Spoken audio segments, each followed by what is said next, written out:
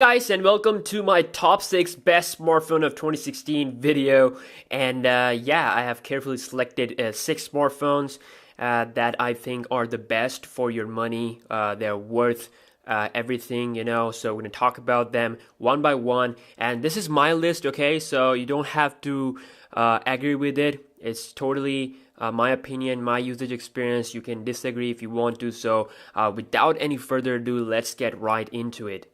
Now, coming at number 6 is your boy LG V20. So you can see that it is the only flagship that comes with a removable back. So only top tier flagship. So V20 cost about $700 where I live. So with that price, you're getting an amazing build quality. You're getting a dual camera setup on the back, which produce some really good vibrant pictures. Power button and the fingerprint sensor is on the back. So really unique thing here.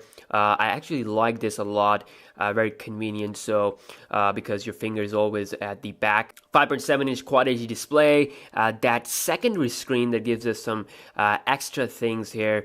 So I mean, overall, it is a great phone. The first to come with the Android 7.0 Nougat, and it will get updated to 7.1 pretty soon. But this is a great device, LG V20. The bad thing only with this phone is that LG phones, their resale value is not that great, at least where I live. So overall, V20 is a great one-of-a-kind phone, and yeah.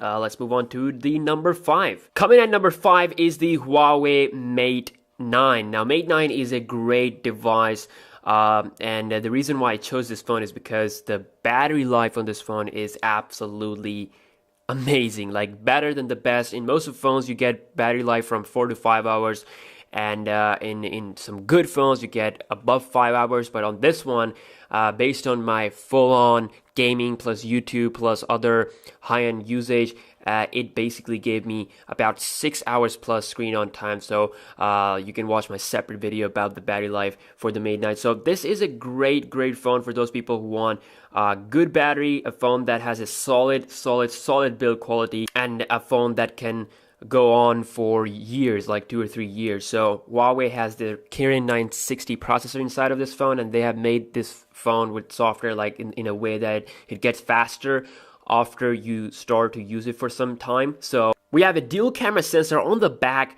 which allows us to record videos up to 4K. Pictures are nice. I would say this is a great camera, but still not the best. Does not compete against phones like the iPhone 7 Plus or Pixel XL or the Galaxy 7. Those phones have better camera, but I do believe that apart from camera, there are other strong selling point of this device, especially at the price is giving us the micro SD card slot option. It's coming with 64 gigs of internal memory. The performance is top notch, and you do get the latest Android 7.0 Nougat with this device. And yeah, it overall it's my recommendation.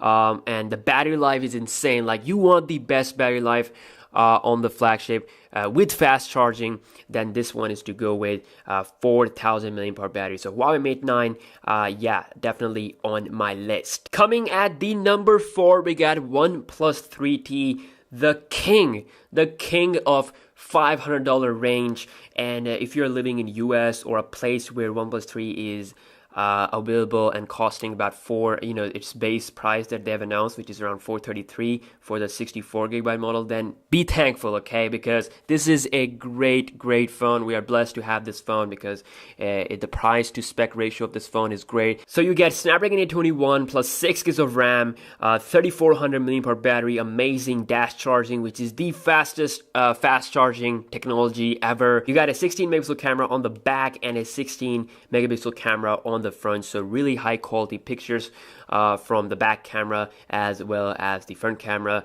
And you have a fingerprint sensor. The display is 5.5-inch 1080p, which also looks really good. So 64 gigs of internal memory, or you can spend a bit more at around $480. You get the 128GB model. So this is an awesome phone, and it's a super fast phone. The software is close to stock, not much bloatware or anything like that. You can customize the existing UI, change icons and everything. So it's overall a great phone, deserved to be on this list. And like I said, it is the best phone on this list when it comes to price to specs ratio. So at number 3, we got Google Pixel XL. It's a great Android phone from Google.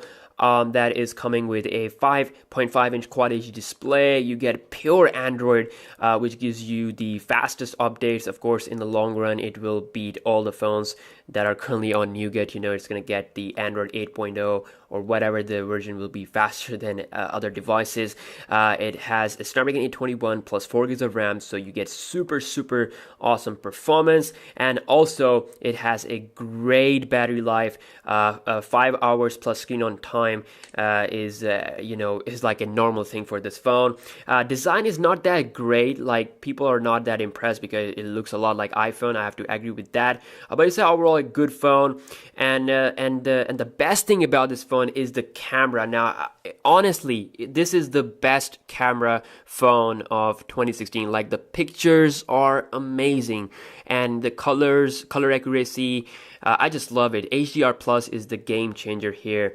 So I highly agree that this camera is the best. And but the biggest disadvantage and the downside of the Pixel device is that they cost so much, and they don't give you the stereo speaker or water and dust resistancy that we get with the 7 Plus or the Galaxy S7. So and we don't even get the micro SD card, and you have to pay a lot, and you only get 32 gigabyte for the base model, and you have to pay even more for the 128 gigabytes. So if you live in US, you have to pay like $749 and $849 something for 32 size 128. But if you live in India or where I live, this phone just costs ridiculously high. You have to pay like 900 plus for even getting the base model. So again, it's your personal preference. If you can afford this device, then go ahead because it is a good phone that can give you some really great experience in the long run. So yeah. Coming at number 2 is the Galaxy S7/Galaxy S7 Edge. So these are just amazing devices, the S7 Edge especially, which I don't have anymore, but S7 Edge is awesome. If you can afford it, then go for it because the battery is amazing, the display is futuristic, dual curve edge, amazing Quad HD resolution. Camera is amazing. Like this, the autofocus on this camera is just killer, and I still feel that it is one of the best when it comes to low light situations. So you're not gonna get disappointed with the S7 or the S7 Edge. If you want more of a one-hand experience, then go with the S7, which also offers a Quad HD display, and with the Android Nougat update, it has gone really fast, even faster than the iPhone 7 Plus, based on my speed test video if you guys follow me. So yeah, it is a great device. Battery life is awesome, and Samsung, of course, as a brand, is gonna give you a great resale value also. So yeah, S7 and S7 Edge, one of the best phones here, if not the best, one of the best phones of 2016. And number 1, the iPhone 7 Plus. Now, I recently switched to the iPhone 7 Plus about 2 months ago, and I was using Android phones before that. Like, I've used pretty much all top Android phones, so I was kind of bored of using Android again and again, and so I decided to switch to the iPhone. And I never ever bought a Plus model in my whole life, so I went with the 7 Plus for the first time. It's the jet black iPhone 7 Plus, a really one of a kind, beautiful device. So there are a couple of reasons why this phone is like the best phone for me right now. Obviously right now, because I'm super pumped up for the Galaxy S8, so the switch is inevitable. I will be switching, of course, but like I said, there are a couple of reasons why I like the iPhone 7 Plus right now, which is the best phone for me. So number 1, of course, is the brand power. Now, I talked about this a lot in my videos, that Apple devices, they have a really strong impact on people. Like, at least where I live, iPhones have, they are great. They just stand out. Never seen any other person having the iPhone 7 Plus. Like, I have so many friends, like I go out and all, but I've never seen any other person having the 7 Plus. So that makes me really special, a little bit. I don't know, but yeah, people they get really impressed by the 7 Plus, the Apple. The build quality is amazing. The jet black color, like I said, in my opinion, is the best looking phone. Obviously, design it's not changed, so that's why I went with the jet black, because I knew that if I would go with the normal variant, they would like look the same. But the jet black really looks sexy, and I like it. Strong brand power plus amazing build quality. And the second reason, of course, is the stereo speaker. Now, I watch movies, I watch TV shows on my iPhone, and most of the time, of course, I can't use like headphones all the time, and I use stereo speakers, and they are amazing. The sound is amazing. The best out of all my phone, even after like a water test, they don't get distorted like they do on the S7. So I mean, S7 has a single speaker, but yeah, even with the water, they don't get the quality doesn't get bad, and they are great. And the third reason actually is the camera. So the portrait mode is just amazing. Like, it's just beastly good. Like, it's kind of like a mini DSLR, so easy to use. It does everything on its own. Like, you just have to be at the right distance and focus, and the pictures are just mind-blowing. And for this reason, this is the best camera for me. So I told you that the Pixel has the best camera when it comes to the picture colors and everything. The Galaxy 7 is the best with the video, the 4K footage, the focus and everything is just so fast. And overall, the S7 has a f1.7 aperture size, so the pictures are brighter in low light conditions. But the 7 Plus actually is a really good DSLR kind of phone. The pictures are just so amazing, and for that reason I just love this camera. Battery life is also amazing, but it lacks fast charging, so which I really do miss a lot since I switched from the OnePlus 3, which had the dash charging. So yeah, fast charging definitely something I expect from Apple to come to the next iPhone, and the overall battery experience is great. Like, it lasts up to 1 day easily. Also, the software is iOS, which is simple, elegant, classy, and incredibly boring. Of course, no customization. So I still think that Android is superior to iOS, because the stuff that we get here were available on Android for quite some time, like widgets and everything. So still, for heavy customizers, if you want customization, then Android, of course, is your top choice. But I don't customize anymore. Like I don't know why, but I'm not that much pissed about the iOS experience. I just changed wallpaper and it looks a little bit fresh, but I would love to have like a theme engine in the future with iOS 11. That's my number one wish list.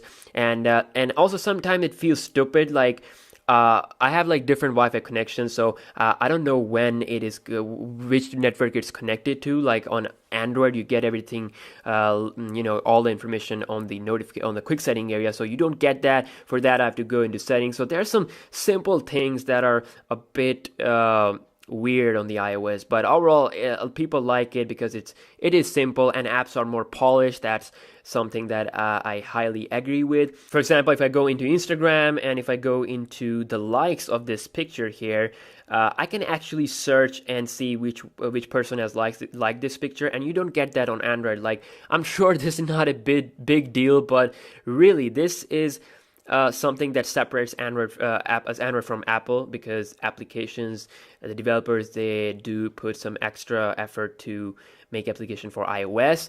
And yeah, so I mean, in short, this is the best phone for me. You can choose any other phone, like they all are good. They all have their own strong selling point. For example, if we just quickly recap, the Mate 9, of course, the best battery wise, has the biggest display. Really enjoy this phone.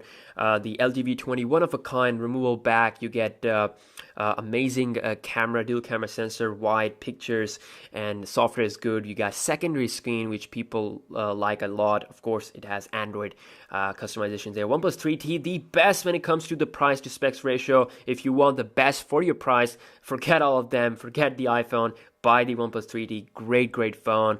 And then we have the Pixel. Of course, if you can afford this phone, then it is one of the best Android devices available right now, with smooth Android experience, latest updates, amazing camera. The Galaxy 7 S7 Edge, of course, they are sweethearts, and they have amazing display, amazing camera, battery life from the day one.